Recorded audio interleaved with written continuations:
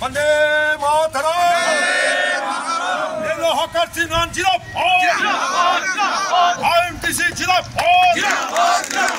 Railway hawkers ইউনিয়নের বহরমপুর শাখা সম্মেলনে যোগ দিলেন অধীর চৌধুরী। রবিবার বহরমপুর কোর্ট সংলগ্ন হকার্স ইউনিয়নের কার্যালয়ের সামনে হয় সম্মেলন।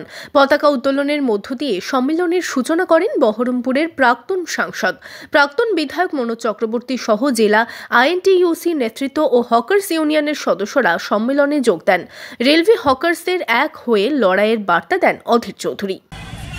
কারণ একজন হকার সে মোকাবেলা করতে পারে না, কারণ তার অর্থ নেই, ক্ষমতা নেই, প্রতিপত্তি নেই।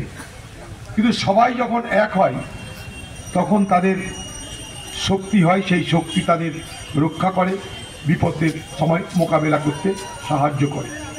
তাই কথাই বলে যে 10-এর লাঠি 1-এর বোঝা, অর্থাৎ ঐক্যবদ্ধ জীবন যেমন আমাদের সমাজে অন্যান্য ক্ষেত্রে প্রয়োজন, ঠিক একইভাবে পেশার স্বার্থে, রুটিরুজির স্বার্থে, যেখানে সকলের স্বার্থটা এক, সেখানেও কিন্তু ঐক্যবদ্ধ মানসিকতা প্রয়োজন। আধার করে সেই মানসিকতাকে তারা বজায় রেখে প্রত্যেকবারের মতন এবারেও তারা তাদের এই ছোট্ট সম্মেলন করছে।